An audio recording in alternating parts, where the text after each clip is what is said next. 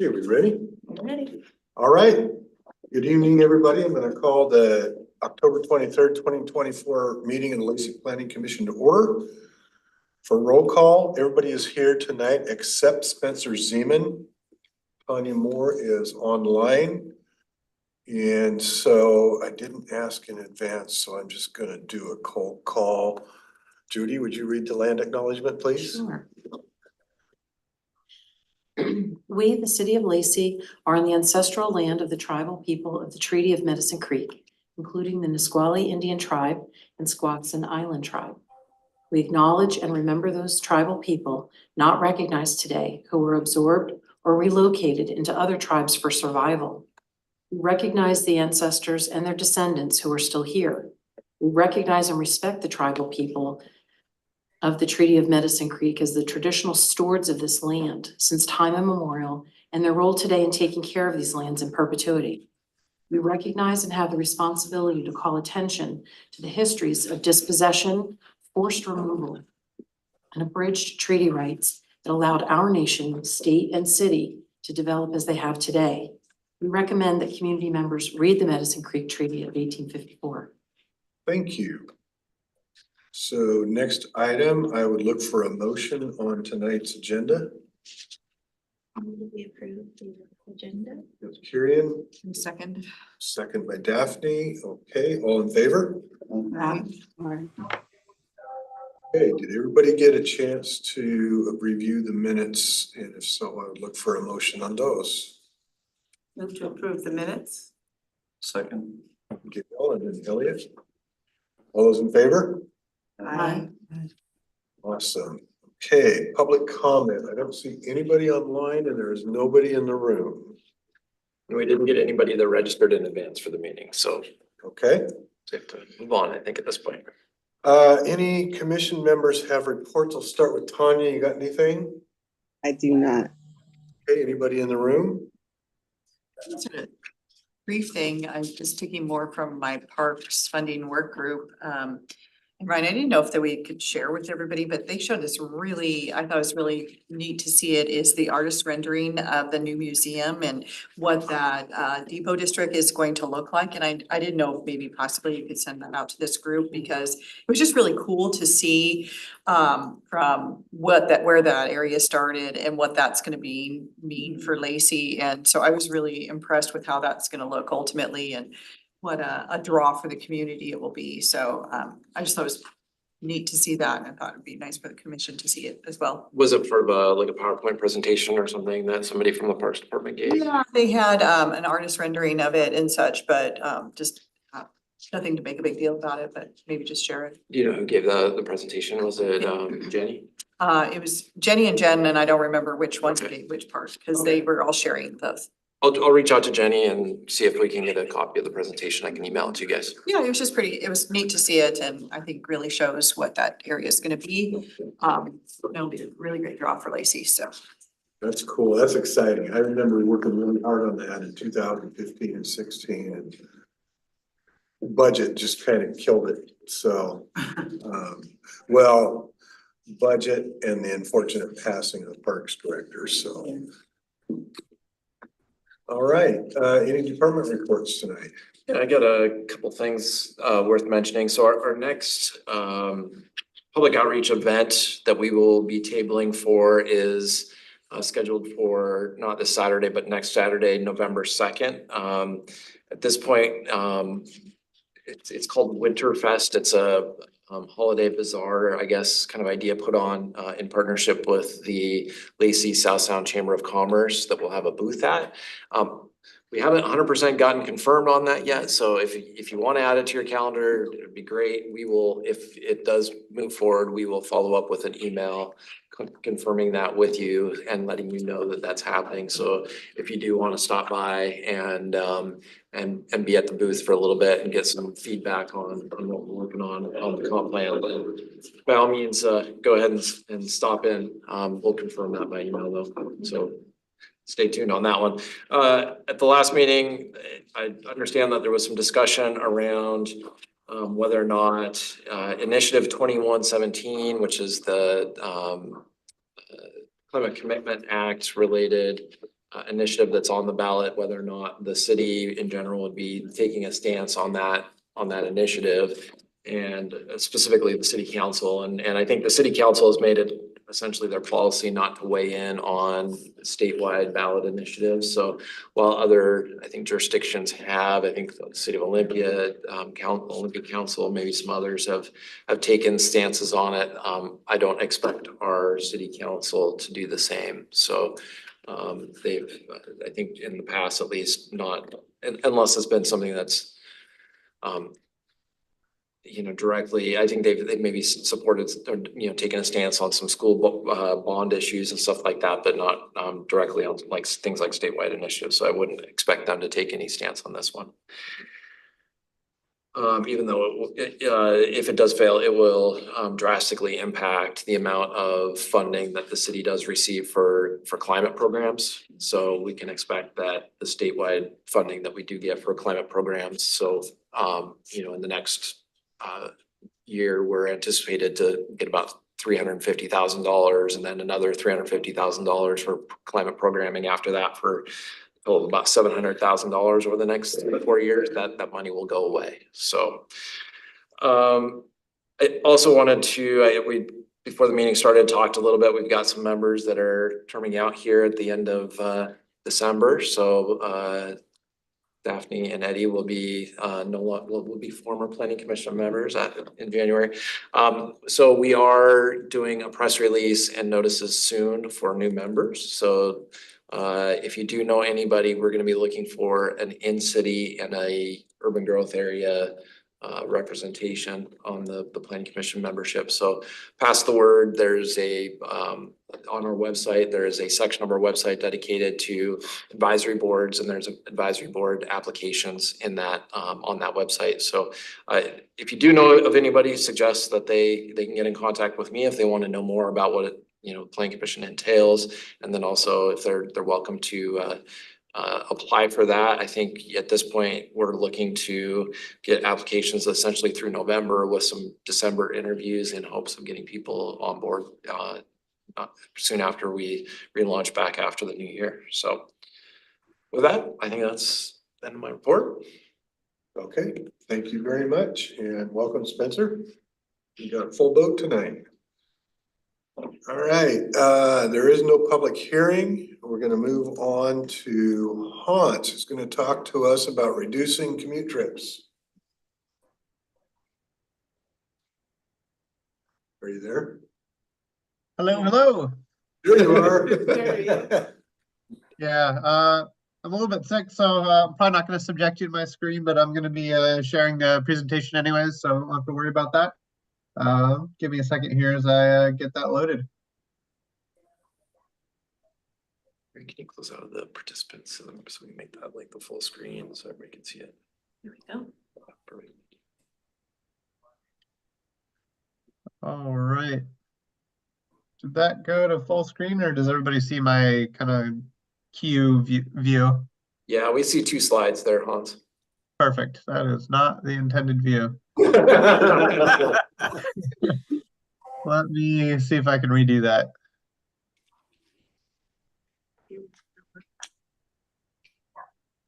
Technology is wonderful until it isn't.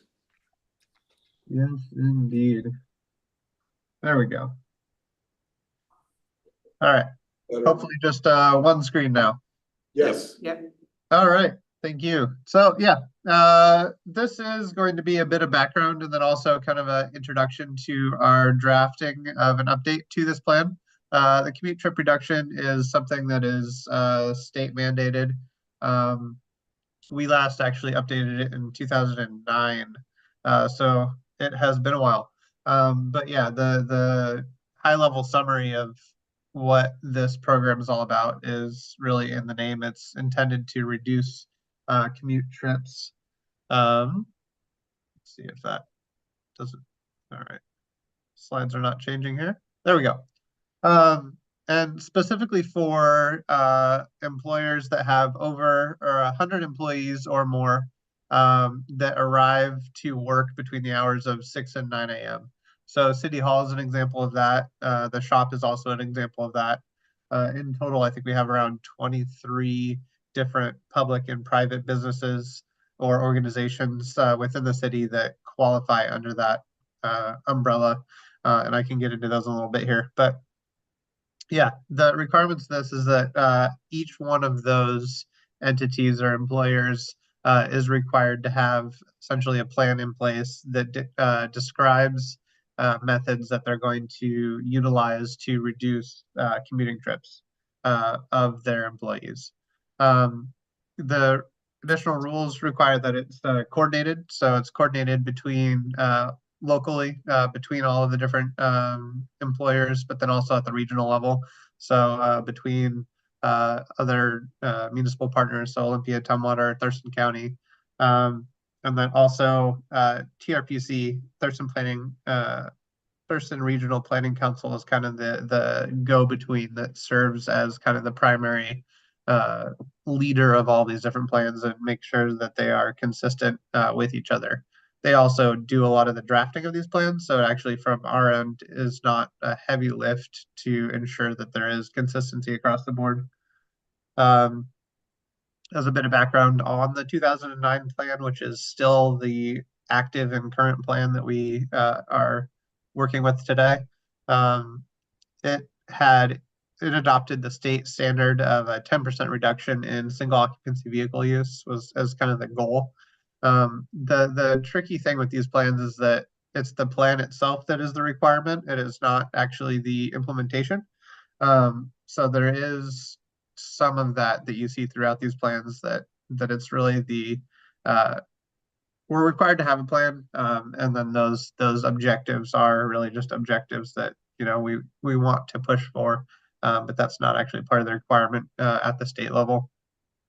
That said, these plans are really intended to support commute trip reduction, and really we see that primarily borne out within travel demand management. So within our comprehensive plan, there's quite a few different goals, primarily within our transportation section that gets into travel demand management.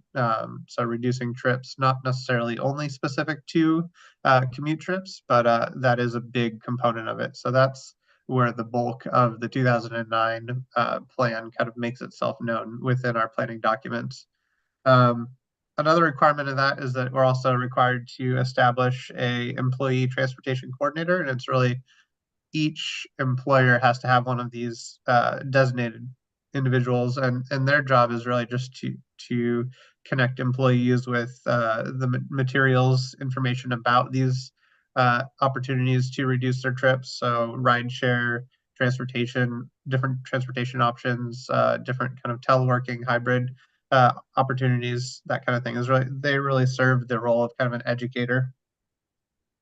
But at the regional level, these were all of the different kind of high level plans that or strategies that were adopted both by Lacey and our other regional partners, so Olympia, Tumwater, and Thurston County. And really what it gets down to is reducing trips, and it primarily is implemented through, again, our comprehensive plan. But this is kind of a standalone document that points at our comprehensive plan as kind of our mechanism for implementation.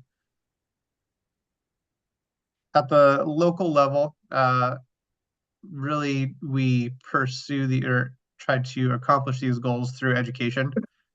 Again, these are not we're not required to hit any milestones, but we are required to kind of demonstrate that there is an ongoing effort in pursuit of reducing trips. So that really kind of in practice shows up as far as messaging, different kind of voluntary opportunities and activities that both internally and externally facing. And then again, adoption of goals and policies through the comprehensive plan, including this next cycle that we're going to be going through. At the City of Lacey, our employee transportation coordinator, their name is Samantha Kessler. They actually sit at the kind of point of City Hall at the really kind of beginning as you walk in. That really long counter there, that's kind of their workstation. They're actually out of Public Works. They're an executive assistant in that department, but then they also function as the City of Lacey employee transportation coordinator.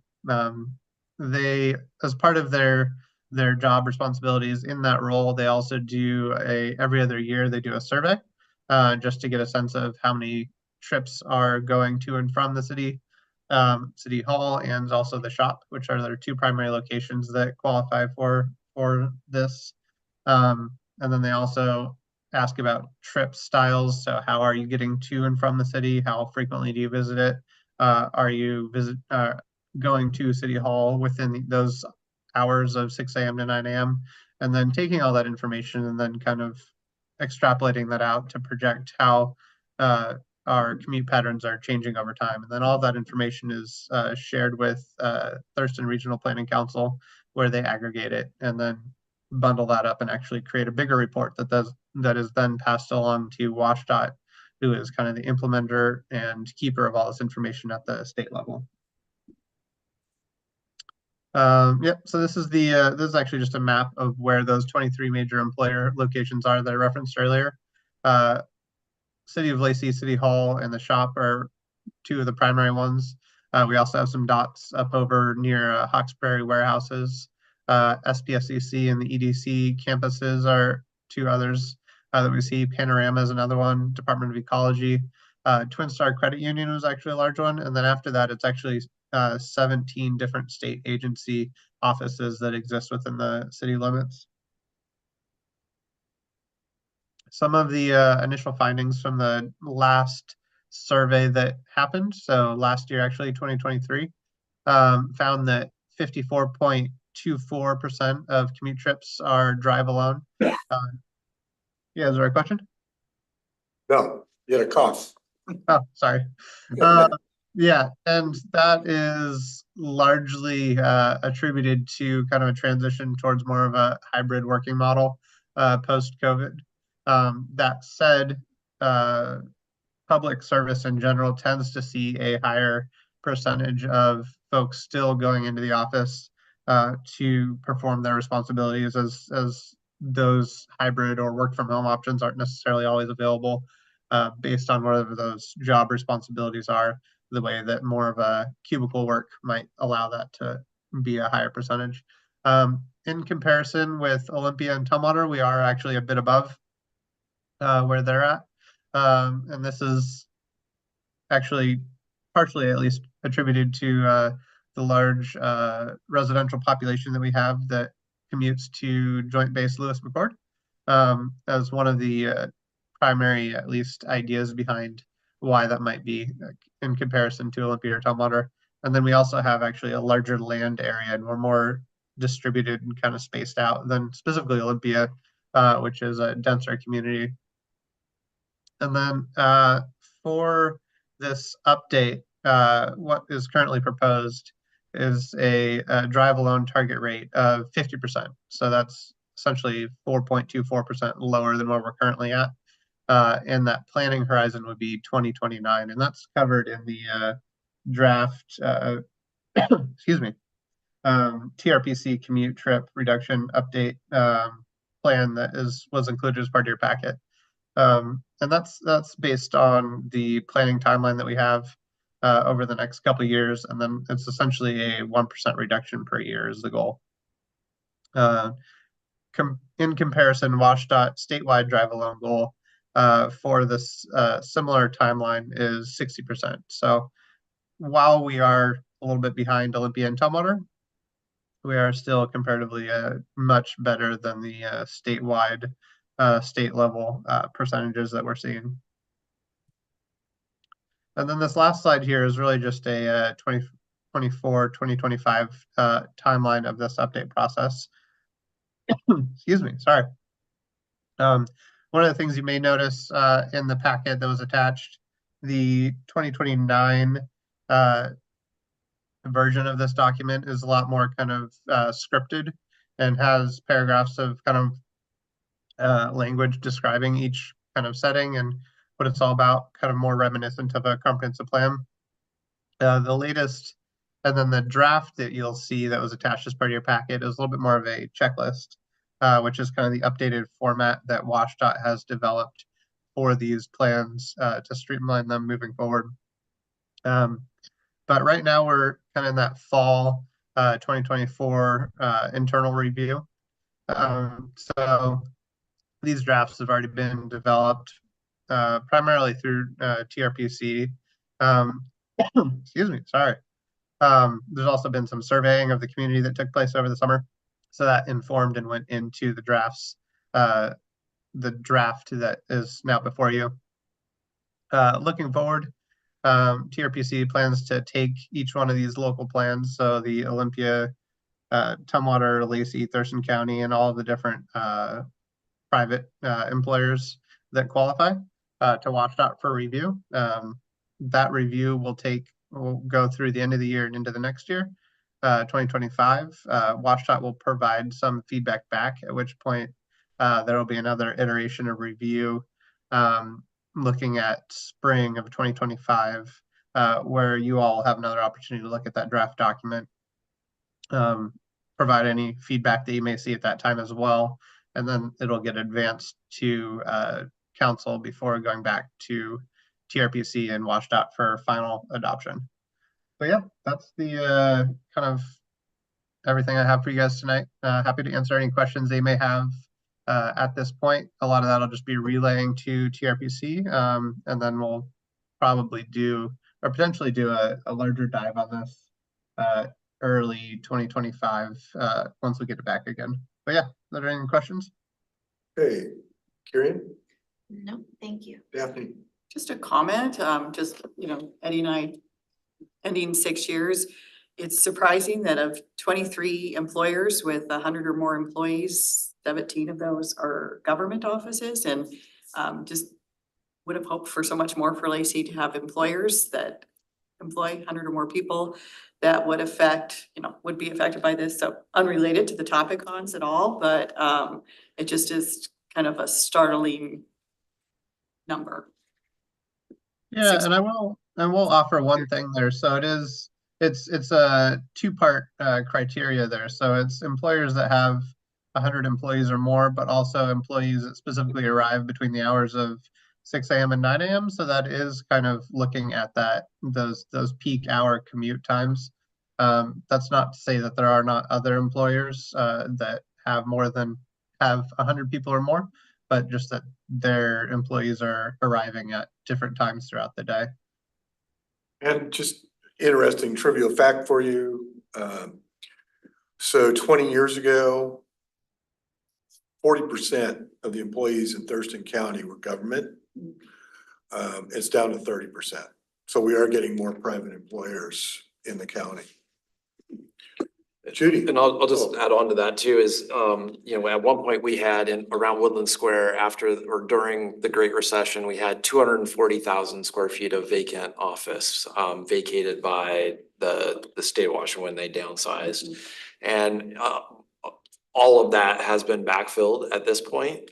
It's generally, there's two things that are backfilling those or have backfilled those spaces. One is smaller employers. So instead of having a whole office complex of just state employees, it's floor by floor different employers. It's, you know, suites now versus, because I think the use of offices has changed a lot. And so there's probably more employees potentially even in those buildings now than there used to be. They're just smaller in nature. And then the other thing that we're seeing is the conversion of those spaces to residential.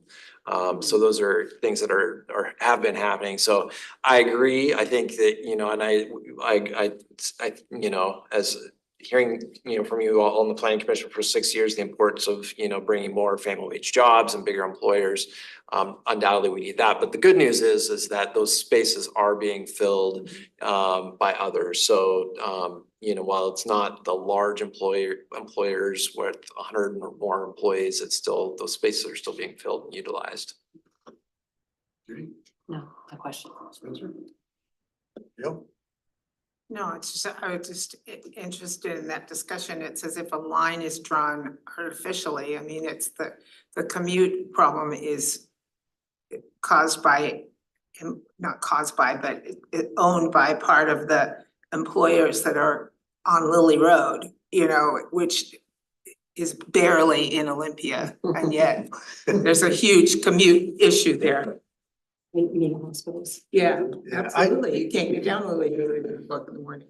And I agree with you, Yeah. and that's the trick in the whole commute Yeah, trip it's so, reduction it's thing, so artificial. right? yeah. And there's so many employers like the medical, right? Mhm. That you can't work remote. No. Right? And so, yeah, they gotta figure In the that. hospital, how many of them have 100 employees? Probably not very many. Group health Or group health. or Well, yeah. Kaiser, yeah. Kaiser. But I mean, there's so many small practices Right. out there. But a lot of the long-term care facilities have probably 100. Kelly? I've seen CTR in action. A good friend of mine works at the port in Tacoma, so he parks the commute vehicle, which they provide for him. And then he picks up people as he goes to the port. So would that be counted as Tacoma? Or is that, because all the people there live in Lacey, but the port is what's providing the transportation. So it seems to me a lot of the people in Lacey are commuting, and the numbers would be kind of low compared to this because there are other CTRs from other communities. Hans, the question is, how does outmigration figure into this? Yeah, so in that example, it would be the company that they're commuting to or towards, that would be kind of surveyed in that capacity. We're also, as part of the every other year survey that goes out to everybody. So we do get a better sense of just what our Lacey commute patterns are. That said, for that specific company would be kind of counting those towards their CTR program, not where they start or where their residence is. Destination, not. Which is one of the limiting factors on this whole. Absolutely. Eddie? Just to follow up on that, because Elliot kind of tapped into the question that I had too. The numbers that you gave, like 54%, that survey, was that of employers?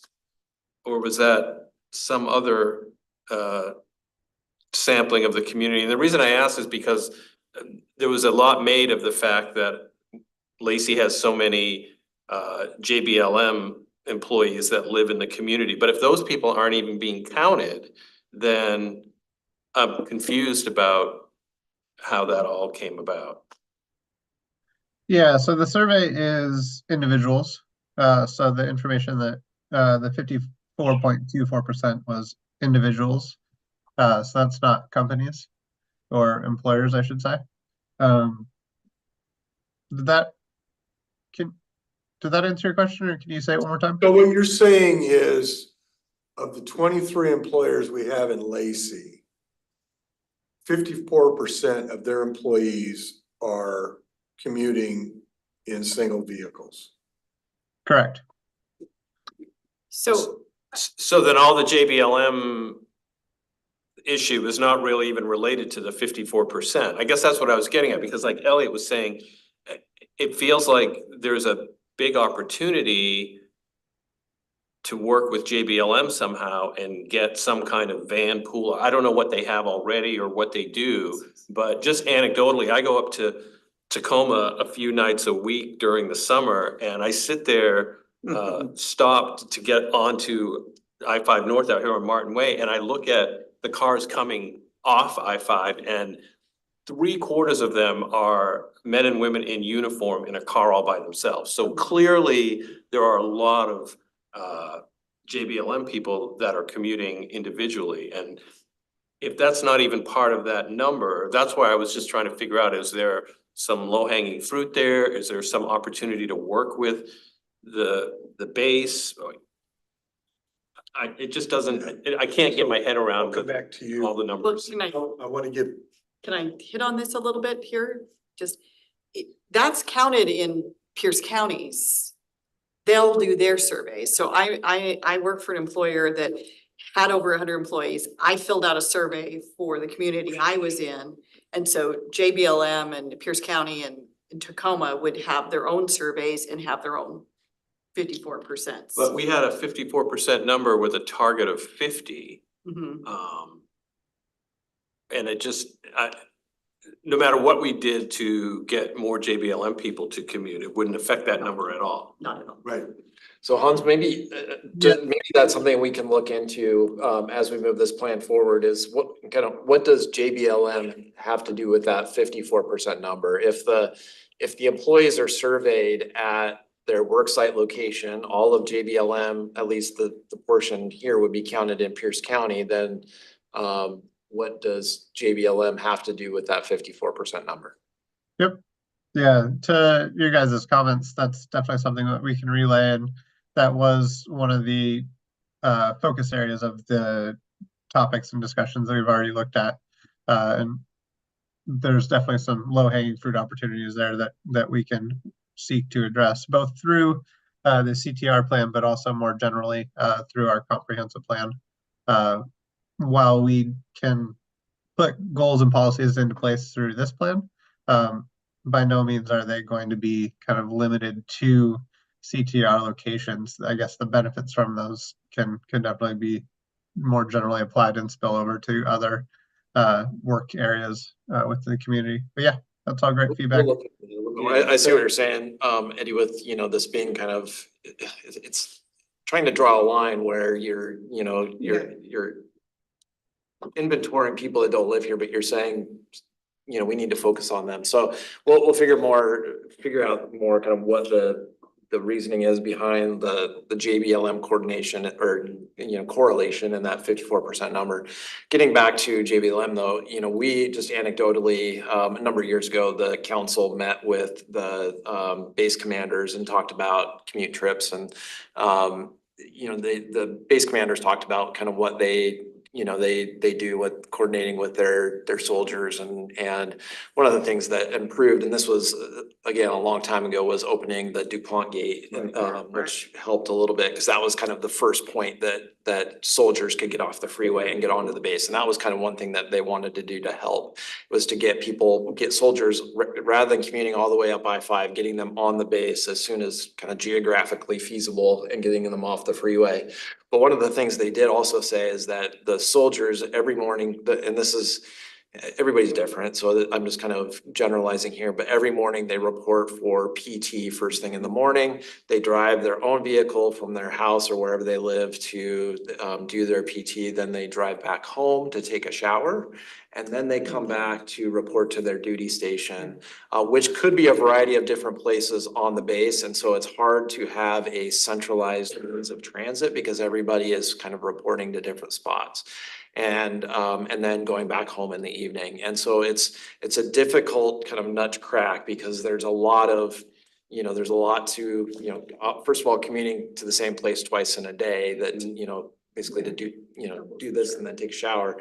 And then the other is just kind of the decentralization of all the different kind of amenities, or all the different, facets of the joint base that, they are all reporting to different areas. And so it's really hard to say, okay, we need a shuttle van or a bus that's going to be at a bus stop at a certain time, because, they're getting released at certain times. They're reporting to different duty stations and those kinds of things. I do know that there's been discussions though, just kind of regionally between like Thurston Regional Planning Council and Intercity Transit, some of those folks with the base, to try to address those things as best they can. And I think that there has been some headway in the recent past as far as getting to some more commute options that will help that.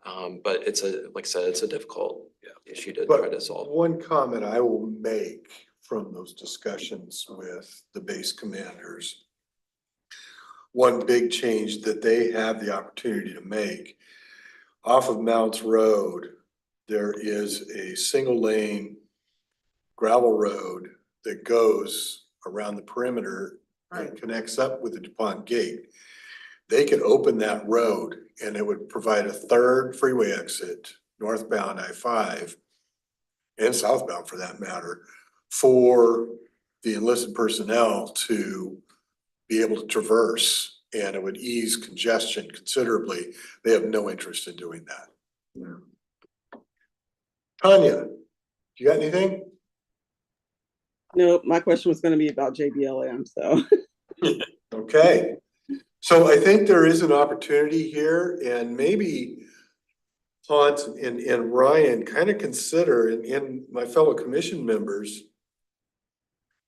maybe there's an element we could put into the comprehensive plan that addresses some of the regional problem that we have.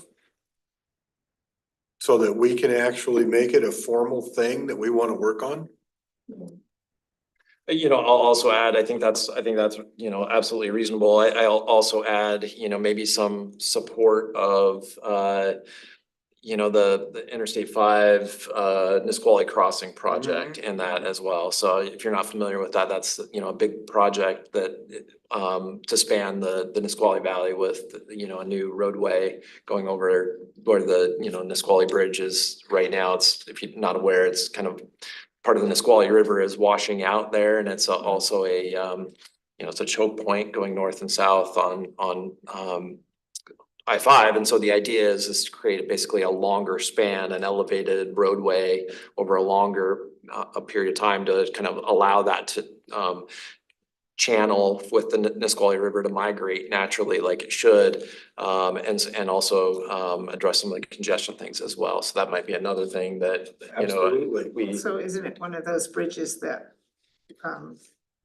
had its difficulty in the north when the truck drove into it? Yeah, so I think, yeah, you're right. It's along the It's a same bad line design. as the Skagit, so was it Skagit River? Yeah, Skagit. Skagit, yeah. Yeah, when that got hit by a truck a number of years ago, and you know, as we, and maybe we even talked about it, one of our last meetings was that, you know, as you saw with the train derailment there a few years ago, is that when that part of I-5 gets taken out, I mean, it's a catastrophe as far as, you know, trying to connect anybody through that area, goods and services. I mean, it's, you're, you know, basically going out to, you know, rural Pierce County. Yeah.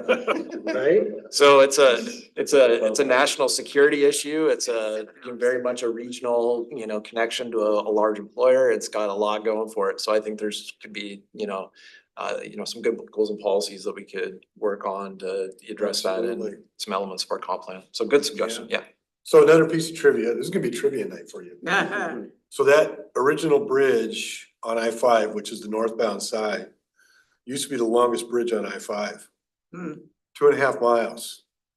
And over time, they filled in underneath it to what it is now. And it's actually changing the course of the river.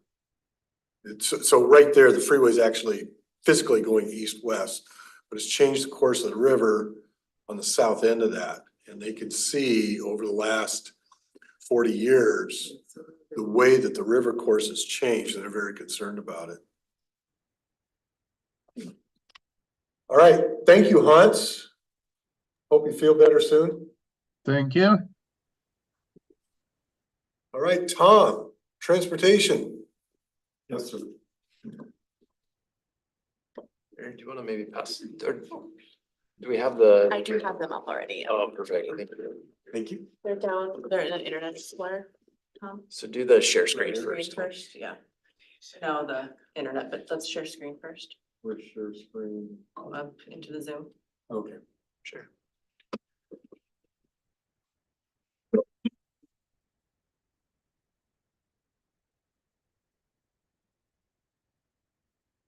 Sure. Go a long day.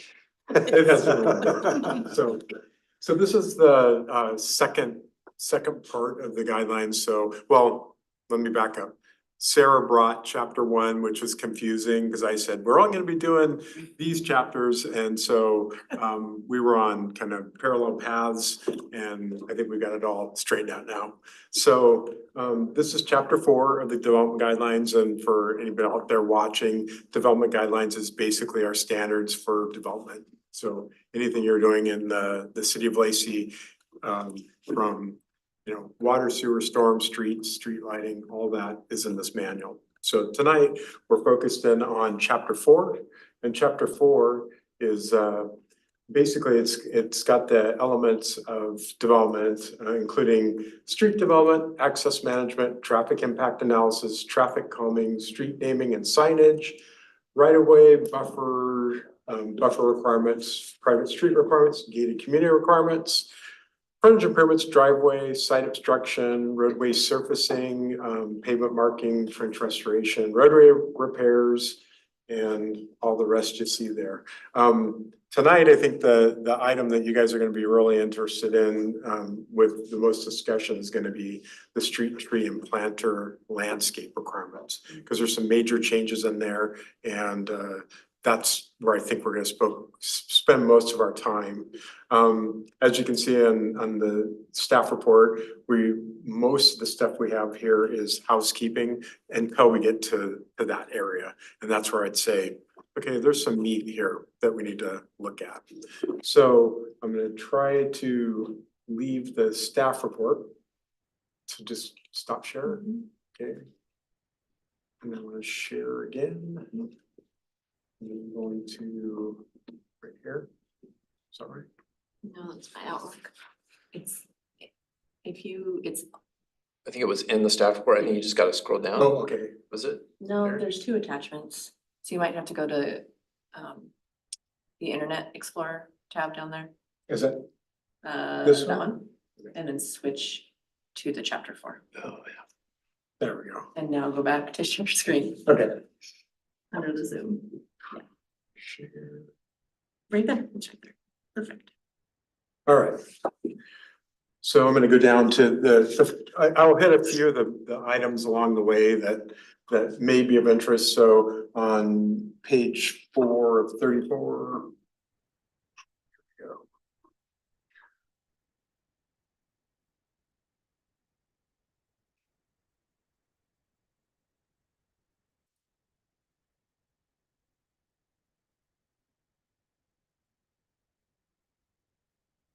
There we go.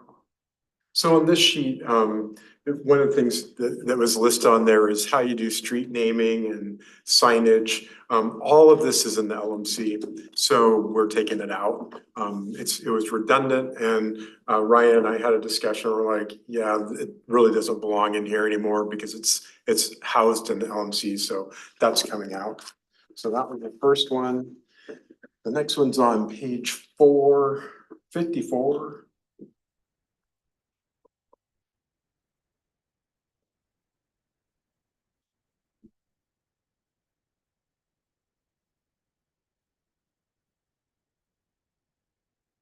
Everybody at home sick.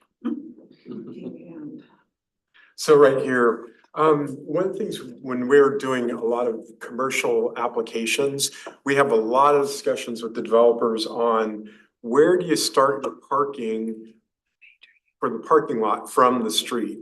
And so we just added a clarification on there that when you see this table, it talks about, throat lengths for driveways. And it says 75 is the minimum for a smaller project.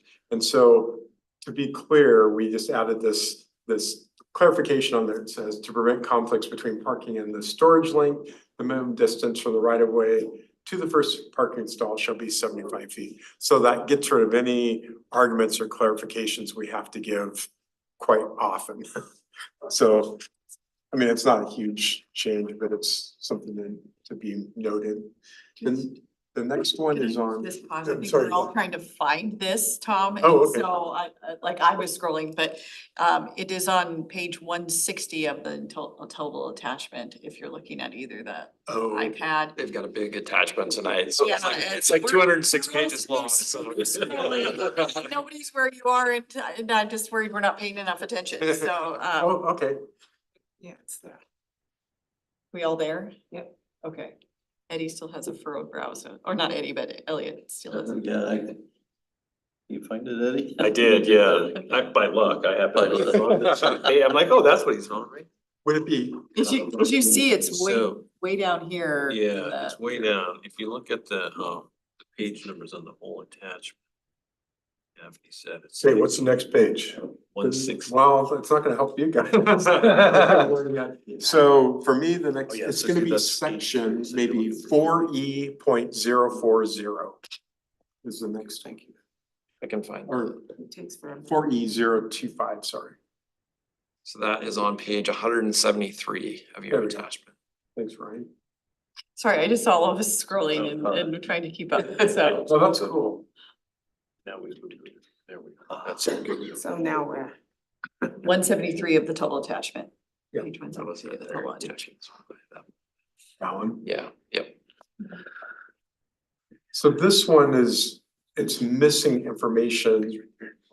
So when you put in street lighting, we always require service disconnects. That's the power part of the street lighting. And we realized that even though it's on our details, we have it on our plans and it's always called out, it's not in our guidelines. So we just added the requirements, like when you basically, street lighting services shall be installed to support street lighting is determined by the load calculations. So you may have several different locations where you have to have a service. And then where we really have had problems is with private street lighting. So we'll have in neighborhoods, you'll have, you know, the public streets and they'll have their service, but then you'll have a private street and they will need their own service because we're not allowed to provide, you know, the power to the private street lighting. So we had to put that in there so that people, you know, it clearly says, hey, your private streetlights have to have their own service. And this really affects, you know, the developer up front because they're the ones that have to know the cost and how many are we putting in.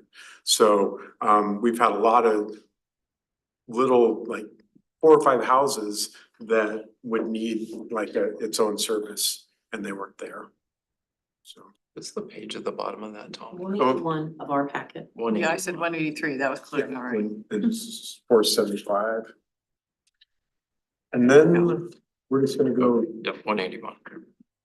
down into.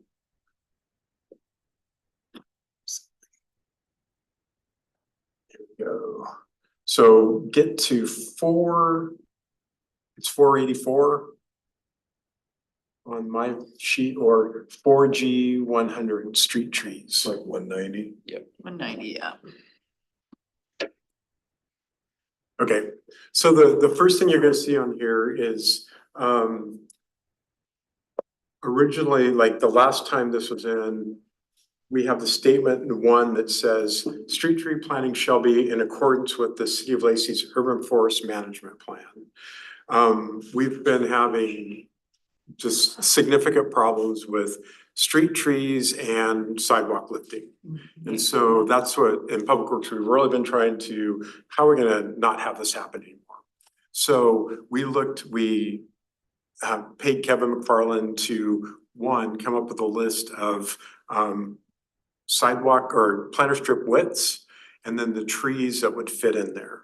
Now, the big departure from that is previously the urban forest management plan is looking at the canopy, and it was not taking, it was just saying we need to get this canopy established.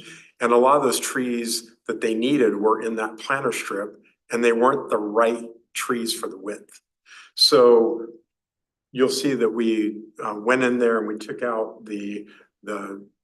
all the trees that were in there, and now they're all just listed on planter strip width, you know? So that's a major departure in here. But those trees, both the trees and the width of the planter strip come at the recommendation of our urban forester. Yes, sir. So even though we're not referring back to our urban forest management plan, we are saying, you know, these are kind of the best practices now for street trees in Lacey, and they're found in this document. So previously we had some corridor plans and those kinds of things that were recognized in the urban forest management plan. Maybe weren't the best trees for those locations because they cause sidewalk heaving and other issues. Some of them weren't good long-term trees, and so we've kind of rectified that now by putting in a more specific set of guidance into the development guidelines, which base a tree on and its appropriateness for the width of the planter that it's actually going to be located in. Yeah, I see Spencer's hand. Yeah, I had a personal question about that. So is that what happened outside of Mountain View? No, so that one, I have not been in the loop on that. So those trees went in with our city project. And I thought I heard, please don't, you can't quote me on this one, but I thought I heard it had something to do with site distance. So they're gonna remove the trees that were there and grind the stumps. So right now you have, the stumps are still there and they need to be taken out. I can take a note and get back to Ryan and get you the absolute answer why they came out, but I thought that's what I had heard. That was something to do with as you're approaching the roundabout and what they were doing with sight distance as you're entering the curves. But let me get you a better answer, like we can send it out like to the commission, right? Yeah, for sure. Karen, I don't know if this is back to the page 57, but I saw that you were saying that they need to be, the trees need to be considered for the height for that visibility. But I was wondering about shrubs because I've noticed on some corners there, it's just impossible unless you're practically in the street to check for oncoming traffic. Is there guidance in here about shrubs and development as well? yeah, it's a little bit later. It's talking about the maximum height is 3 feet and they need to be pruned back. So that's where we have to work more with HOAs and make sure that, hey, you're keeping your, you know, your shrubs to where they need to be. But yeah, that was another issue. Elliot, Can't say how many times I've seen developments go in and they put in these trees and there's no provision for them to be watered or anything like that. How is that addressed? it is in our irrigation system or section. So when we do a plan review, what we're looking at now, like, is very specifically on like what the tree type is for the planter strip. And then we also look to make sure that there is irrigation in the planter strip the whole way. That has been a requirement for forever, really. The only development that, and I'm gonna open up a can of worms, but the only development that was allowed to do something different than that was Jubilee. And Jubilee has, their street trees are watered off the individual houses for units 1 through 14, I think, and then, or through 15, and then 16, 17, and 18 have 1 meter, just like everybody else. So when we do a plan review, they put in irrigation, we check to make sure that they're using the right spray heads and all that kind of stuff in the right of way, so we're not wasting water. And there's other things in there that we're checking, but yeah, they're supposed to have irrigation and the right trees. Because that's part of the problems we had in the past, and I look at Jubilee and I think that's part of the problems they're having is that we had the 2008 recession and they planted a bunch of trees, but the houses weren't built, so they didn't get irrigated. So then they looked for water like underneath the sidewalks because there was condensation there. And so that's one of the reasons why some of the sidewalks are heaved there. That's my theory, but I think it's a pretty good one. And so that's why we really do like, okay, they have to be irrigated. They have to be the right tree for the width of the planter strip, and they have to have root barrier, you know? So those are the 3 things we're just like hammering home because of all the money we're spending on the lifts of sidewalks and, you know, all that. So, we'll just continue on. So this next one is talking about, yes, it's talking about the table. It has the widths of the planter strips on it. The next one we have is, we're also having a lot of problems with root invasion. And then these other issues you guys are talking about, which is, okay, so now we've written in this language that says street trees need to be 10 feet from water meter boxes. Because I can get pictures for you, but there's roots in all the meter boxes because they're finding water there. They need to be 10 feet away from all the step service boxes and the step tanks because we're getting the roots in there. They also need to be 10 feet away from driveways, sight distance coming in and out of your driveway, from streetlights and from fire hydrants. And then it also says, finally, they need to be so that their crowns don't grow into the streetlights. So again, like when we're doing plan review, we're looking at, okay, where are these trees and where can they be placed? And then the last thing is looking at the crowns to make sure that, okay, at maturity, we have a list of, it should be this wide. And so if we know how wide the crown should be, then we can make sure that it doesn't block the street lighting. And if it does, we have like going back to Jubilee, I have 23 trees up there where they've told me they're blocking streetlights, and we're saying, hey, if they've grown up and they're blocking, then let's you know, take them out, because the street lighting is is more important for the safety of everybody, and so that's part of it. Another thing that has happened, and I think we'll get to it, but the spacing. In the past, our spacing was, I won't jump ahead, we'll get to it. But before we jump ahead, go ahead. I have a question for you on this one. The second part of so you mentioned all the restrictions around all the different features of a lot. The second part of that says, due to the listed restrictions in smaller lots, street trees may be eliminated if separation requirements cannot be satisfied. Does that mean street trees from the entire subdivision? No, just the ones that like where An individual street tree that has conflict they maybe? can't make it. But that is this is a huge planning commission debate or discussion, I think, is that, so how do we make it work? Cause we look at our lot sizes and some of them, and Ryan can give me some direction on this, but like they're 50 feet wide or they're 40 feet wide.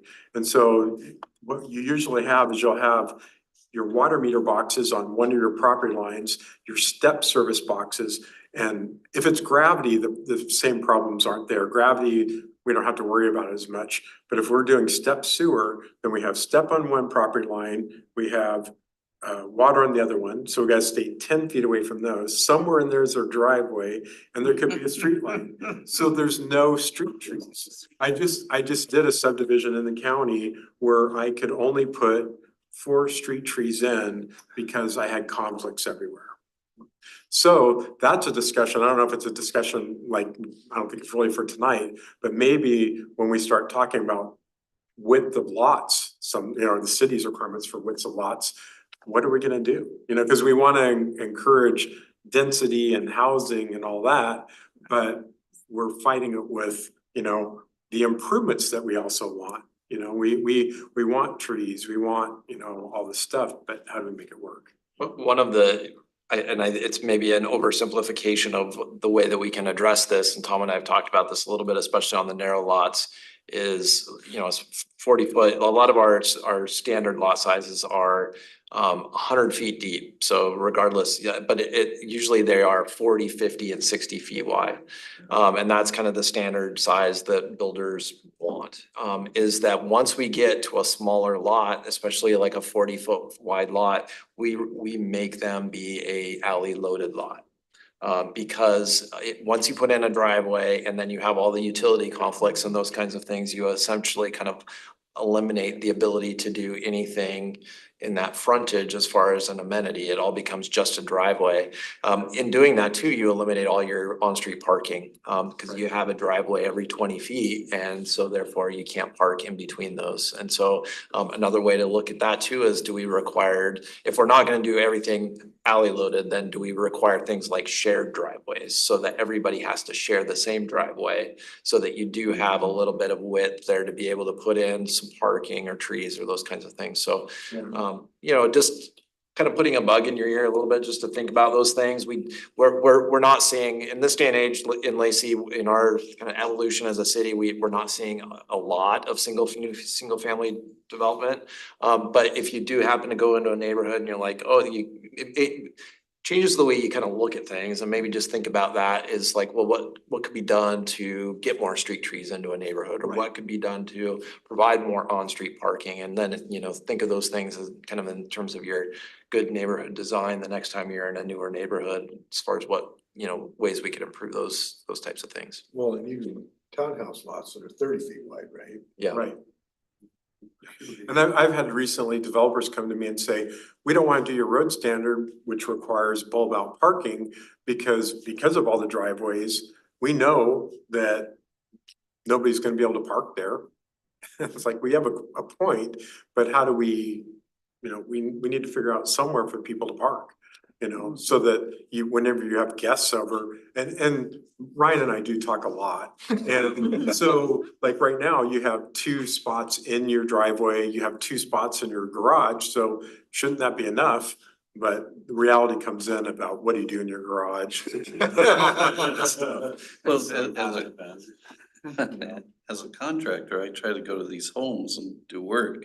I've got a crew cab, long bed, occasionally a trailer, then forget the trailer now, Yeah. And it's impossible to get in there, and I cause wars amongst the neighbors Yeah. if I'm there for any period of time. But seems like we could force bigger lots if we force the tree issue. Right, well, that's what I'm saying, I don't know which way to go, you know, like bigger lots is one way, but then we're, again, and this is Ryan's world, you know, on, you know, how do we get affordable housing and make sure that we get the densities we want and all that. So you know, but I'm looking at it from I look at these neighborhoods where there's parking wars, like you're talking about, and I'm like, it seems like we need to somehow get more parking. Yeah, it's not conducive to the neighborhood. You know, you have neighbors warring against each other. And I've seen it full out. I've seen fist fights even, yeah. you know, and Yep. and just getting down some of the streets is almost an impossibility, you know. Yeah. Because of all the Horizon parking. Point, Yeah, because of all the parking. Yeah. And over off of Ruddle 48th, you know, you can't even get down the street. All right, well, let's get to Yeah. your wonderful list. Well, we have a bigger thing that I think we need to talk about right now too, that Ryan and I talked about, but so we got to the restrictions. The next line you see in there that's crossed out is it talks about the city will be responsible for pruning all street trees located in the right of way along arterials and collectors. And that's something that isn't happening right now. And whenever I was telling Ryan that when I write conditions of approval, the conditions of approval don't really take into street section. I'm just saying that you're responsible for the maintenance of your landscaping adjacent to the roadway, you know? So with conversation with the public works director, you know, he's like, we're not doing this. We don't have the staffing to do it. So I'd like you to, you know, get that out of the guidelines. So it's out of there. But some of the discussions Ryan and I had were, you know, what are we looking for uniformity of our streets? You know, so you come to Lacey and you're looking at the street, what do we want it to look like? You know, and so does it make more sense to, you know, make a recommendation to city council that they add more staff so that, you know, we can maintain the trees and have them uniform, you know, or do we say, well, it'd be nice, you know, or do you meet in the middle and say, our arterials like, you know, Carpenter, College, Martin Way, you know, those are the ones, and Yelm Highway, you guys know them all, but those are the ones that we're going to maintain, and then the collectors and such, we don't have the staffing. I don't know, I don't have an answer to that one, and me even suggesting that we would do arterials, I'll probably get talked to. So a little bit of background here. So last time we did the comp plan, this came up, and Yep. that's when that line got added. Yep. Because it used to say that the city would maintain all street side trees. And Scott came and begged the city council to change that. So it got to this. Yes. And get rid of that. Yeah. You know, so. Well, I'm sorry, go ahead. So I'm gonna start with Eddie and we'll go around, I'm good for now. okay? I was, from the city perspective, we should have some sort of, we reserve the right to trim those trees or ask the development to trim the trees. I think that's already there. I think that part is already in our, like, our ordinances in the LMC. So we can tell people, hey, your trees are not working, you know, are not being maintained properly. I think we can already do that. So, but the real thing is like, the one that's freshest in my mind is College Street. And how I think the language should have read is in the past, we did city projects, like right before I started here, they took from 37th Avenue all the way down Yelm Highway, that there wasn't anything out there, you know? So this is the, you know, late 80s, early 90s. And so we did that road project where we put it in, and when we did it, we put in all the street trees. And there was nobody there to maintain them, so we were maintaining those trees, you know? And like you, going back to the roundabout, I think that was another project where we put those trees in, and I think we may be caring for them, right? So the city installed trees, you know, if there's not somebody there to maintain them, then yeah, we're maintaining them.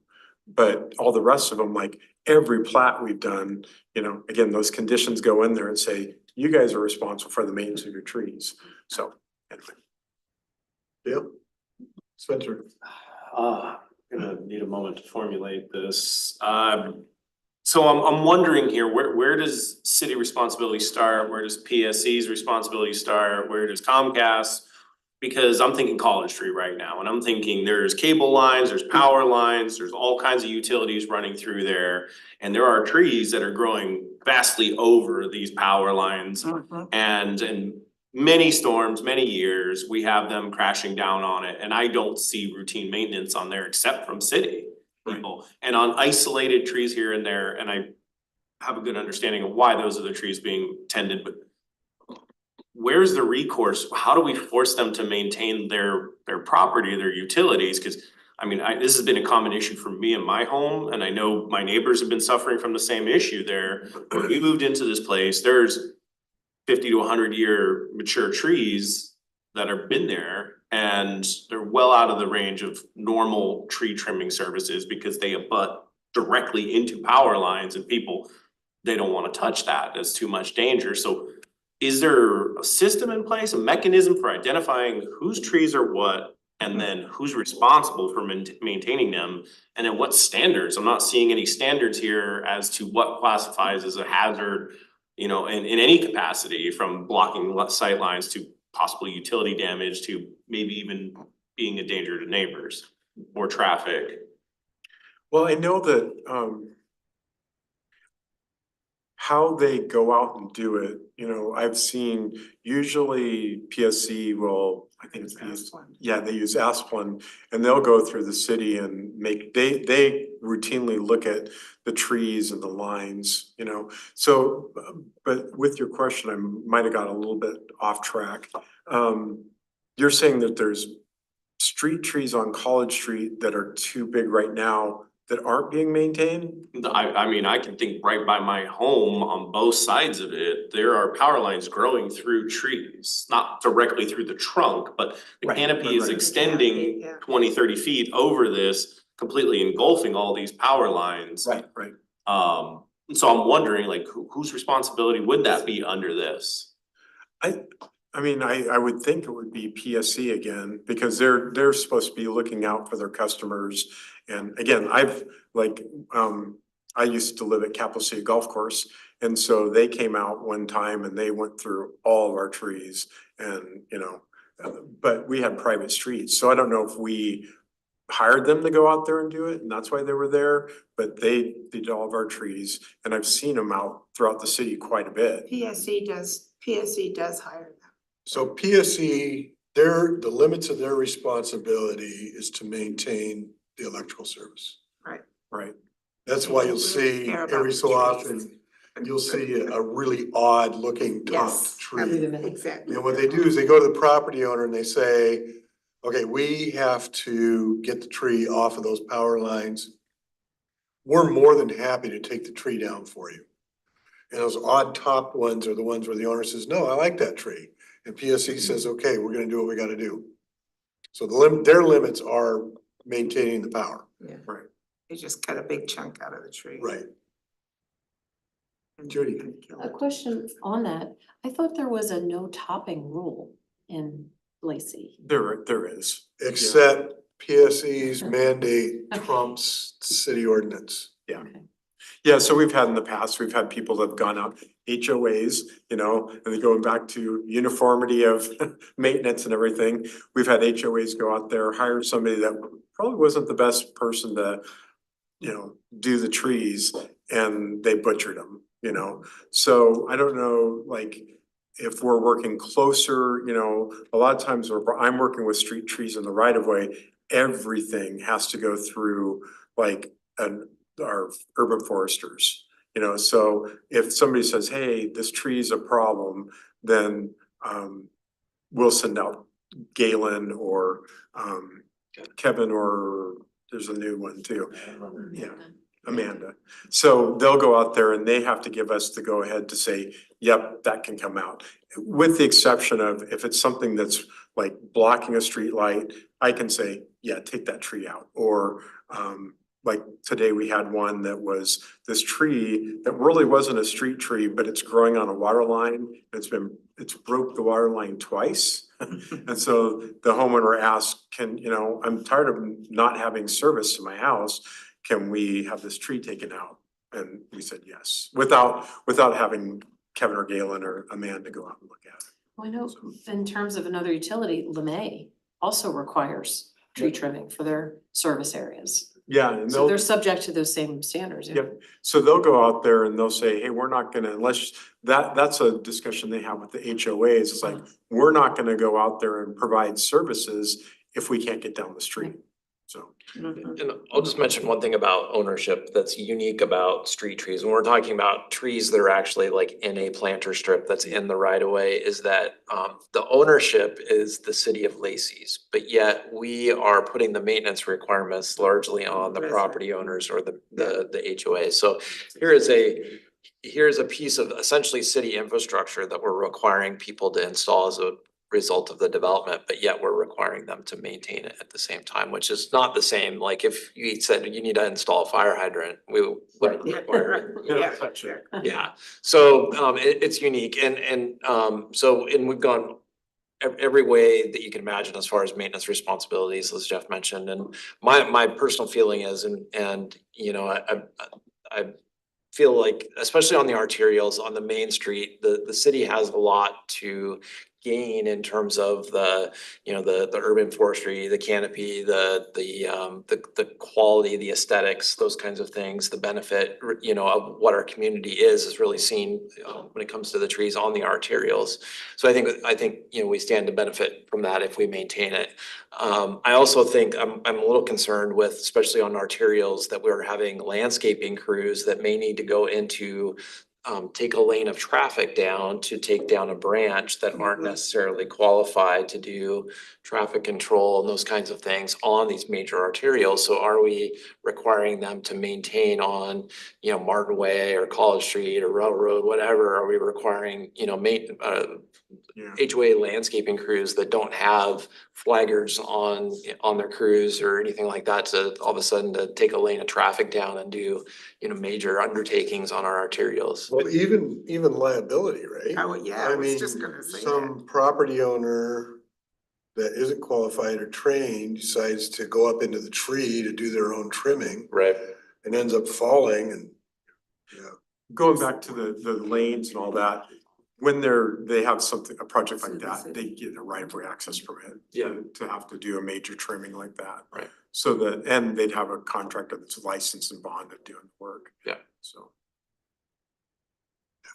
I would only just add, I think it's built on what you're talking about a little bit, Ryan, but from a planning perspective, which is what we're doing, I think the city needs to stay out of the maintenance piece as much as possible for any future projects, because I think that's just something that's not cost effective for the city to be out there, weeding and trimming and mowing or, whatever might be happening. So I think for future, we need to stay out of we're gonna do it, we own it. We need to make sure the HOAs or who's ever developing the property is responsible for it, because I think it's far easier for the city to have, singular people that do oversight to ensure they're doing what they're supposed to versus actually doing the work.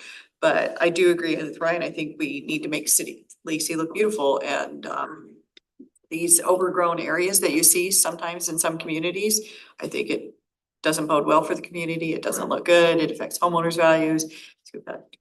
Satisfaction of the constituents. So, but I think we need to stay out of we're gonna ever be responsible for any future development kind of trees. and we do have to remember that if we're gonna require property owners to take on that maintenance, you're gonna get varying levels of quality. Yeah. But we can have oversight for that and, give them warnings, that kind of stuff, but to some Let me degree. get Kieran and Tanya, and then I'll come back to you, Gail. I was just looking at the trees and I think Spencer asked my first question, but I was looking at the trees and the spacing and you were saying every 20 feet, but the trees on the list say 25 to 30 feet is the smallest tree, and with some of the crowns can get up to like 100 feet. When people are putting in for the site approval, are they putting in the specific tree in the request so that you know exactly? Yeah, so we're looking at the trees that, they're picking out trees and then we're looking at it going, okay, looking at how they're gonna grow together and make sure that it's gonna work. You know, because we call it, like in the past, I would call it hedges. Cause we were so close on our tree spacing that they all grew together and then they're just like a big hedge. You know, and it's not good for the tree either, you know, like I spend a lot of time with folks that are really into trees and they're telling me this isn't good for the trees. And Right. so, you know, yep, so we're trying to in the planter strip, get the right trees, right spacing so that they can grow properly and it might look a little sparse at first, but it's better than no trees, you know, but when they mature, then we should have a good canopy and the right spacing. Tanya, got anything? Yeah, I just have a question about when the roots of the tree buckles the sidewalks. Who's responsible for that? The HOA or the city? Yeah, so right now what we're doing is we have we have a device, like if we haven't gone out there and ground any of the sidewalks, we have a device, it's a sidewalk lifter. So it kind of pulls up the sidewalk, they trim the roots, and then they can put the sidewalk back down. The only thing that I'm hearing on that is the roots grow right back, so we're going around in circles and all that. But yeah, we're the ones that are going in there and fixing the lifts when they happen. Technically though, I think it's actually on the homeowner's responsibility that it's theirs to maintain, but we are going out there and we only are able to attack the worst lifts, because we have like almost 20,000 lifts of different sizes, you know, and that's starting from a 1/4 inch all the way up to like 2 or 3 inches. So our folks are going out there and getting the big ones every year and then, you know, doing it all the time. So can I mean, this might be a little bit off topic, but Yeah. just. I'm gonna go to Gail first Okay. and then come back. Now, my question is, if you buy a house in Lacey, are you informed at the time that you're responsible for the street tree Yes, so. by the realtor, we assume? Well, no, so what I do, another thing that I've been working for all these years is making sure there's a note on your plat that says, you know, it tells you that you're responsible or the HOA is responsible for maintenance of the street trees. So it's evolved. It did say the property owner or the HOA.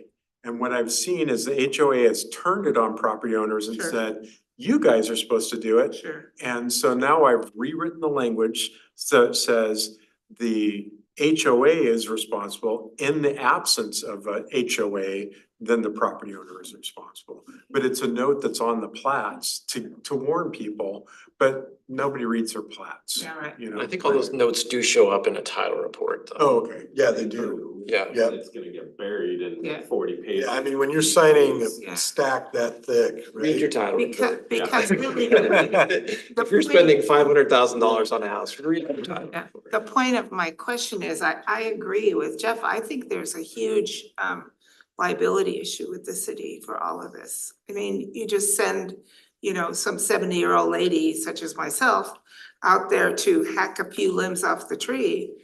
And you know, it hits me on the head or I injure myself with a chainsaw, God forbid.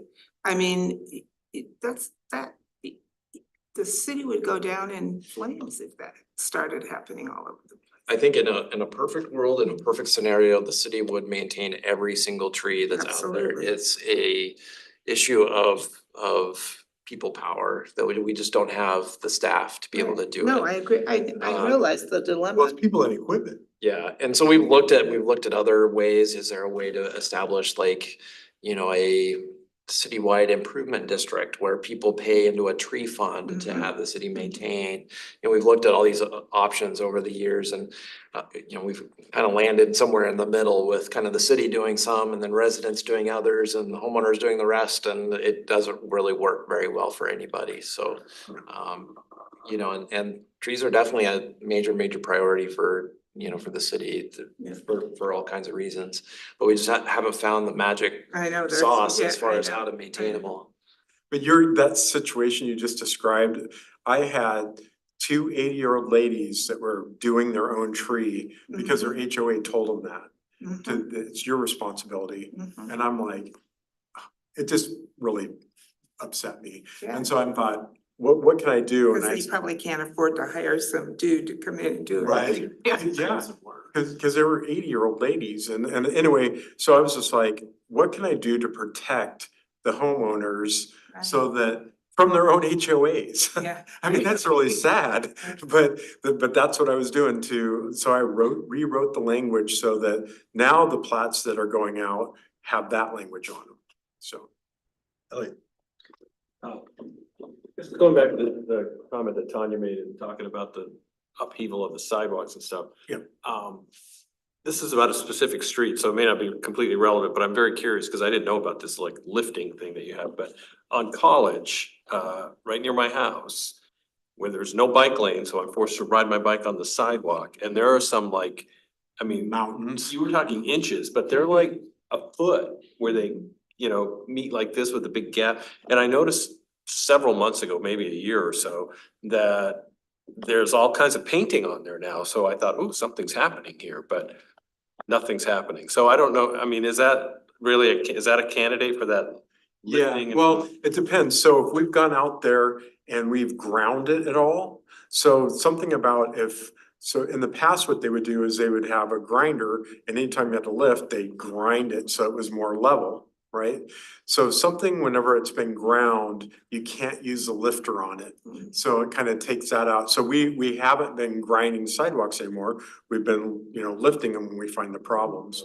But like, another thing we did this last year is we paid for this company to go out there, and that's how I know, like, we've got so many lifts going on, but they went and they mapped all the lifts everywhere. So if this is like a big one like that, that's probably gonna be at the top of the list. I mean, there's several in a Yeah. row, that whole stretch. They're just like basically across the street from Comanche Middle School. Okay. I mean, it's a nightmare.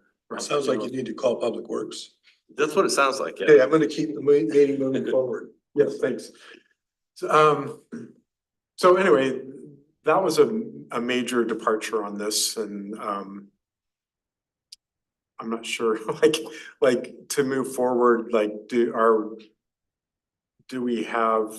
Oh, are you looking for any kind of direction? Yeah, so for that one particular thing that we were just talking about, what's the next step? I mean, I guess, in terms of the logical steps is that at some point, planning commission is going to be holding a public hearing on this and then making a recommendation on this to the city council. So at this point, we'd ask for direction from the planning commission as far as, would you just like to go forward with this language, understanding that, you could change it, that when we go forward to a public hearing, we could have it in there and say, hey, what does the public think about this, and get feedback on that and then adjust after that, or we can come up with some kind of, middle ground where we just do arterials only. I mean, just kind of maybe you can get a sense of where the planning commission is on this. My opinion, I think at this point is that we leave it in there. The reason being is that I think then we can ask the greater community what their opinion is on this, and then we can adjust course rather than trying to find the perfect scenario right now. I think we have this as a starting point, and then we're able to take feedback through the public hearing process on it. And then Judy. So are we talking about just the specificity of this, like the city will be responsible section right Yeah, here? yes, yeah. I just cautionary, I think it would behoove us to have some language and have some starting point and not just go out and have like, hey, city, what do you think? Okay. Because I think it's gonna require too much conversation and back-end work. So I think it might benefit us to have like at least a discussable starting position, and then we could temper it or adjust it or So you're saying like leave Some it the way it is alternatives. right now? provided we agree with the way it is, then, but I think we decide where we think we would anticipate, we know what the city likes about trees, and we know this is a cost factor, and I think we have to consider city budgets and city staff. So I think there are a lot of issues that it's beyond maybe just somebody that wants their tree trimmed by the city kind of thing. I think there's a lot more to it, and we have the benefit of having you here and other city staff, and I think we should be a little more specific with what we take out to the public.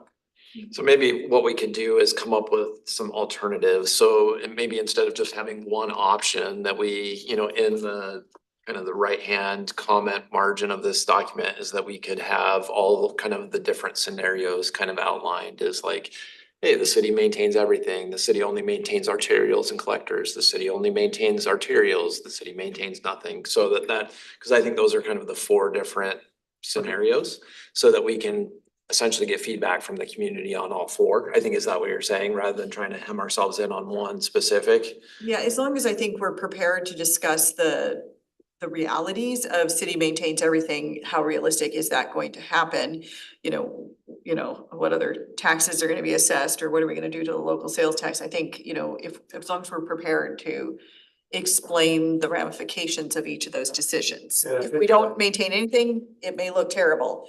If we ask the city to maintain everything, you may be paying a lot more money. I think that's an important point. Yeah. Because the public needs to understand the fiscal ramifications of each choice. Right. Judy? Yeah, I was actually gonna say that I really think it's so important to get public feedback on this. Ryan, when you were initially describing the scenarios, but I think that they should definitely only be a multiple choice of viables, not open-ended and not fantasy thinking. So. Karen? I was curious about the legality of it, if the city can just go on to people's property, or even if it's in a right of way, or does it have to be something like the city reserves the right to be able to X, Y, and Z? And is there any way to put in that by professional tree trimmers or people or who are knowledgeable to? Yeah, so good question. So the city right away, the city has the responsibility over maintaining that area. So that's clear, and that doesn't necessarily need to be specified here. As far as the maintenance, it says the second sentence under maintenance, it does say trees shall be maintained per the current version of ANSI A300 standard practices for tree shrubs and woody plant maintenance. So there is a standard there. That ANSI book, and I forget what the ANSI stands for, American National Standards Association of National Standards Institute. Yeah, Or something like is that. is essentially a nationally regarded handbook on the proper ways to maintain these. So if somebody went out and did it the wrong way, then we could, fine them. We could have some recourse against them. So I think we're covered there. American National Standard Institute, yeah, right on. So, so I think we're covered there. We've got the standards, plus we've also got other language. We do have a street tree ordinance that also says we can even, go beyond the right of way if a tree like is in danger, it's on your property, but it's gonna fall into the right of way. We can actually go and have that tree taken out. So there's stuff beyond this too that I think covers us for a lot of different purposes. So I think we're covered for those things. Okay, do you have what you need on that? I do. Okay, so almost 7:30. I want to make sure we keep going. Yep. So, and I think that was really the big discussion point anyway. So. Yeah, and I know, sorry to belabor this, but That's all when Tom and I were talking, we definitely came up, part of the challenge of the development guidelines sometimes is to get people kind of interested in what this means for the community. And it is a fairly important document that I think one of the things that we can definitely key in on is the street tree issue. And we were kind of prepared for that. Yeah. So we'll in our outreach that we do associated with this with the community, have the discussions and make sure people are aware of this moving forward. Well, in all of this discussion, when I was on the city council happened in the context of we're a tree city USA. Right. So we've got to remember that too. Okay, so then the next item, and I'll go quickly, this is just talking about, we have the details that say that rip barrier is required. It's not in the text. So this E is just saying rip barrier in accordance with the tree planting details shall be installed along curbs and sidewalks, because they'll either grow out into the street or they'll grow towards the sidewalk. So our details show them in those locations. So that's what that change is. So these are the previous lists that were in there, so they're all taken out. And these are the lists that give you the planter strip widths, and I think it got kind of cut off, so and then Your headings are up just prior. to yeah, that. like Yeah, right there there. we go. So anyway, so that gives you spacing, crown spread, all that, like you were looking at. So this is the list that Kevin gave us. Why are some trees forbidden? And do the people know that those trees are forbidden except for in this document? It has a lot to do with the way the roots grow. Yeah, yeah. So, and again, that's again, Kevin's the one that, he's the arborist. He gives us all of our direction on, you know, what should be happening there, you know, and Galen and Amanda. So, And that comes from the great sweet gum tree incident. and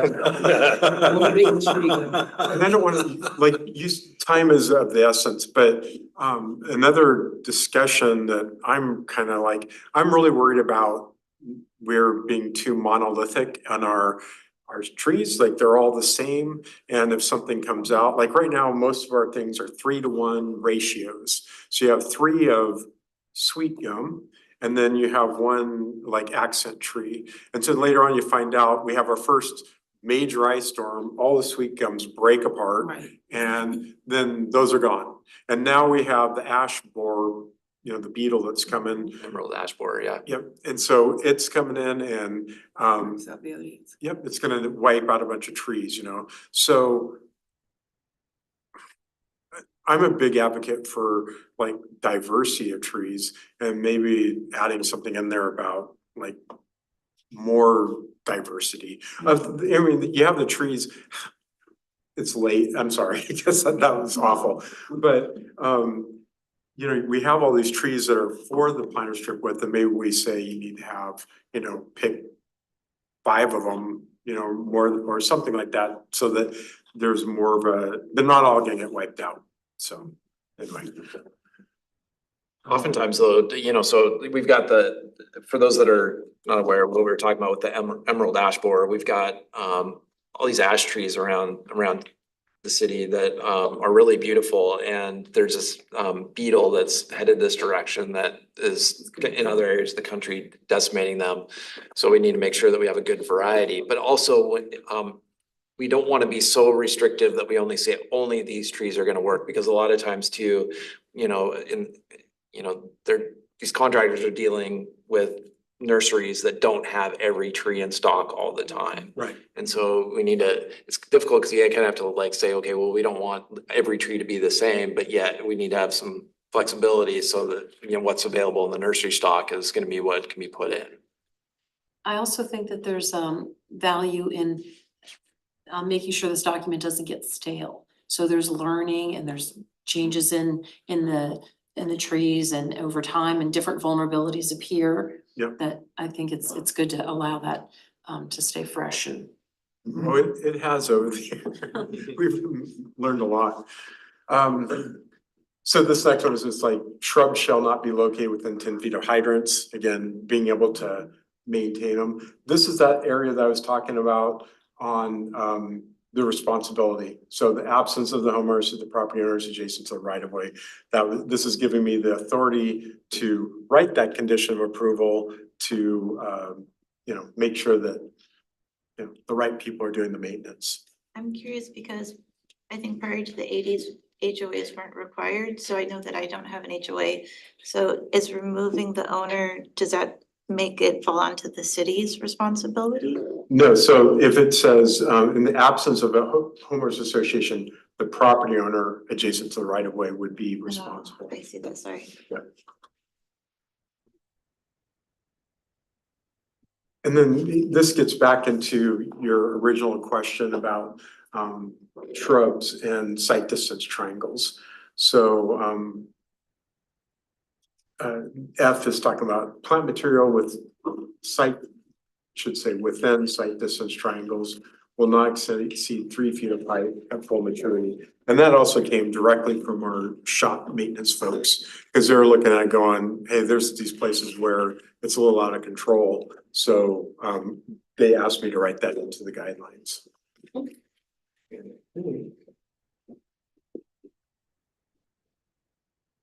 Yep, that's it for chapter 4. Okay, I'm gonna start with Tanya. Any final questions or comments? Oh. Okay, and then we'll go Eddie. Just to kind of maybe going back to the very beginning again, making sure that I understand exactly what our objective is here. So this is development guidelines, right? So this is not changing the rules of places that already were developed. Correct. This is what we're putting in for development moving forward. So, or, you know, it does affect existing ones whenever people are talking about, well, what am I supposed to do? This is what we look at for what requirements are. So,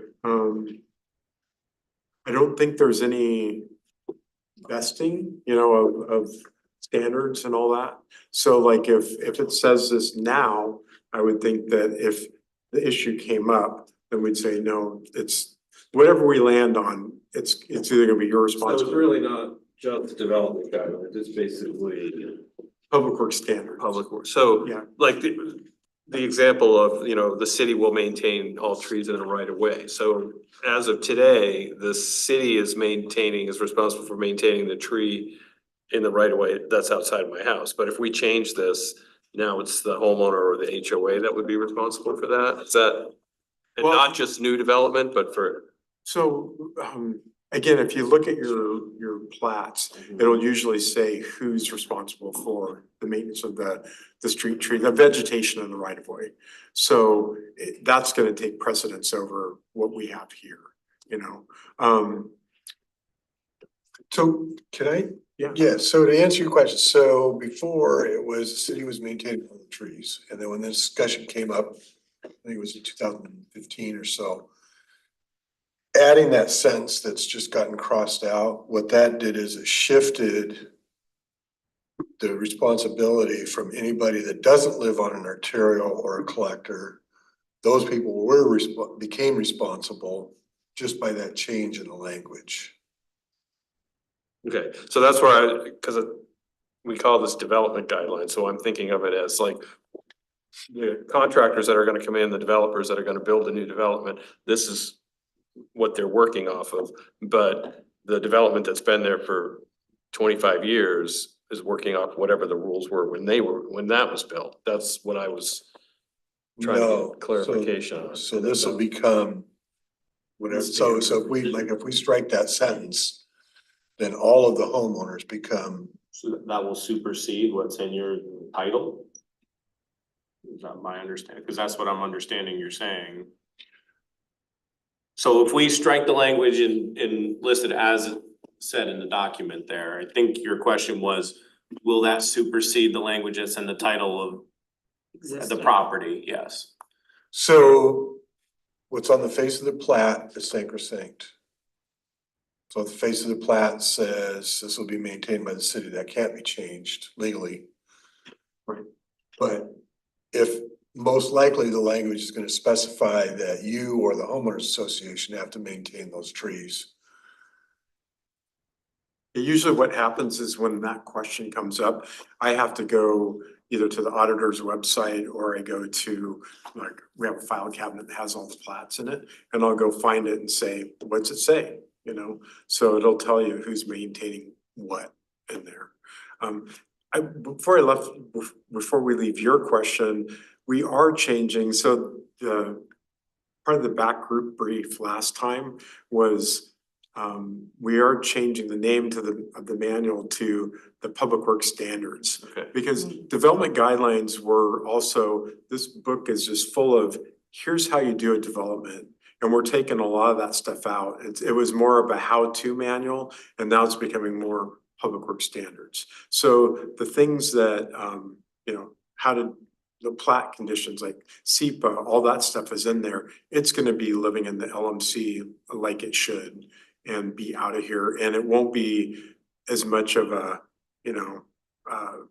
here's how to do a development project. It's just gonna be, here's what the standards are. So maybe one way that we can address, I think what he's talking about is actually maybe putting in a statement in there that says something to the effect that whatever is on the face of your subdivision is what applies to the maintenance of your street trees. In absence of that, then here is the city policy on who maintains those trees.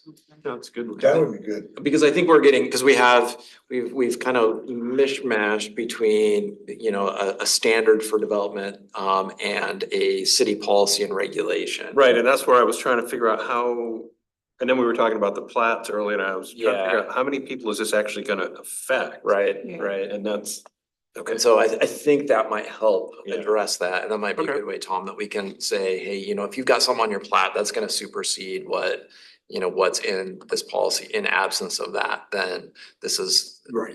the city only maintains stuff, we'll just say on arterials and collectors, Okay. right? That may be a good way to address it. Elliot, I'm gonna go around the table, so everybody will get their turn. Well, I know there's this push for low income housing, which is great, awesome, but when you're talking the trees, the irrigation for it, the support materials and everything else, you're talking $1,000 per tree. And you're talking one every 20, 30, 40 feet. So as development, you're talking about 1,000 trees, 1,000 trees, $1,000, you're talking $1 million for just that one development. Yes. That's a substantial amount of money when you're talking, trying to have low income housing. So we keep putting all these standards on these homes and upgrades and developments, where we require all these standards, and yet there's no way to produce these homes as a low income house. So is there a way to have a deviation between the low income and the medium income home for these tree standards? Well, I mean, that to me is like a huge council discussion. Yes. Because yeah, you're right. I mean, we could go down all these different rabbit holes, like energy codes, what do they do? All this stuff does, you're right. I mean, I have quite frequent conversations with Jubilee and how many trees they're having to replace, and big numbers do come up, And so the question is what is the city or Tree City USA? What do we want to have? Do we want to have street trees or not? Or do we want to have affordable housing or not? Or if we're gonna deem an area, this makes me a little nervous too, that this is the affordable housing area. So you don't get street trees. Well, now they want So that was gonna be my point. You gotta Trees for you be guys. really careful going down the discrimination road. Yeah, Geez, so, get off that. but it's really hard, to balance it all. Yeah, it's tough. Gail? My question is, I understand completely that the city doesn't have the staff to go around and trim all these trees. Does the city have the staff, or could the city potentially have the staff to do surveillance of these issues and of these tree problems? And if they did surveillance, then you could bill or notify the homeowner or the HOA and say, you have 90 days to fix this problem. If you don't fix it, we'll fix it and we'll bill you. Right. I mean, there needs to be sort of a fourth grade explanation of what happens and why it's happening, that the average bear can understand when they go out and look at these trees, because otherwise, Right. I don't know how to prune a I tree, mean- but I'm happy to pay somebody to do it if I can afford it, or, pay off the city if they. It's really similar to what we do for stormwater facilities. Right. So stormwater facilities, we have a whole program where our folks go out and they look at the facility and say, here's what you need to fix every time. Right. We don't have that staff right now, you know, to do that, but it seems like a good direction to go in, you know? And the last couple of years, I had asked for an arborist, you know, an on-staff arborist, and that might be something that that person would do. You know, they may be out there working with HOAs on, here's what you need to do for your trees, Right. you know? I think it's a great That idea. seems to me to make more sense than, you know, just putting, it's your fault, no, it's your fault kind of thing. Yeah, I agree with There that. needs to be a way to solve it. I think, you know, so when we last updated our urban forest management plan, we really identified two major gaps in our system, and one is education, like how do you prune that tree? What's the proper procedure? And then the second is enforcement. Like what if you don't prune your tree, then you know, Yeah. or you know, if you prune it incorrectly, then what's gonna be the enforcement? And so those are things that an arborist could help us with if we had that on staff, and that's, you know, the professional expertise that would go along with advising people the proper ways to do these things, and you know, the warning against doing them the wrong way. So something that we really lack, you know, here at the city. We have so many trees and such a huge resource, but we don't, we're all kind of as a part of our own little But we're segment of our very, jobs. very happy to tell everybody we're a tree city. Yeah, I know. And I think that's important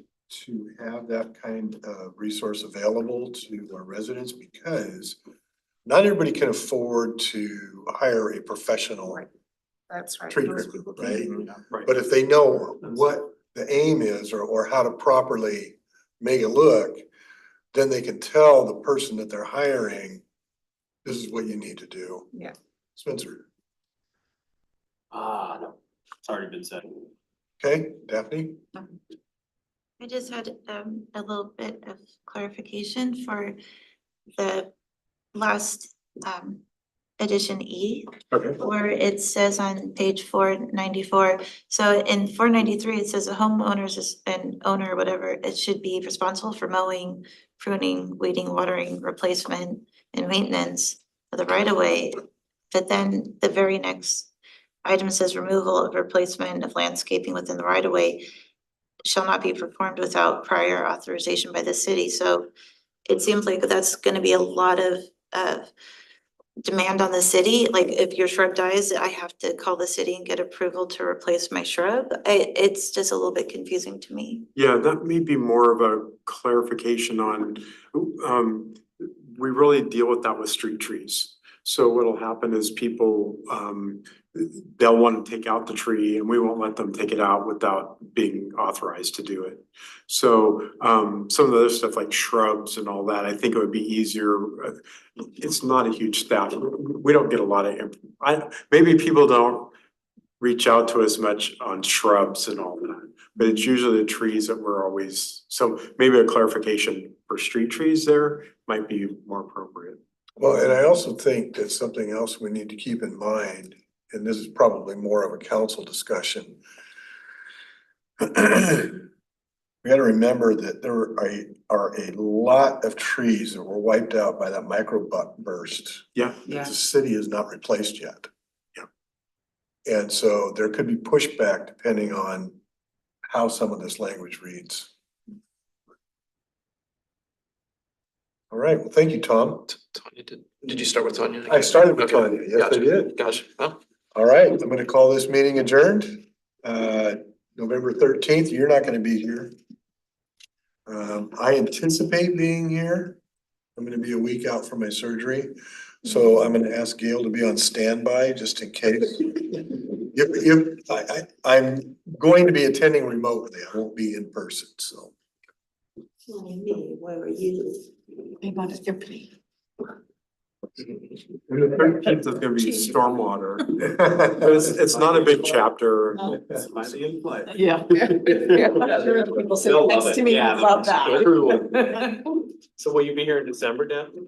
Yeah, I'll be here at the December meeting. Last meeting. I'm okay with that, Eddie. What about you? Can I join you? Yeah. Where are you going in November? Oh, we'll just go to my mother-in-law.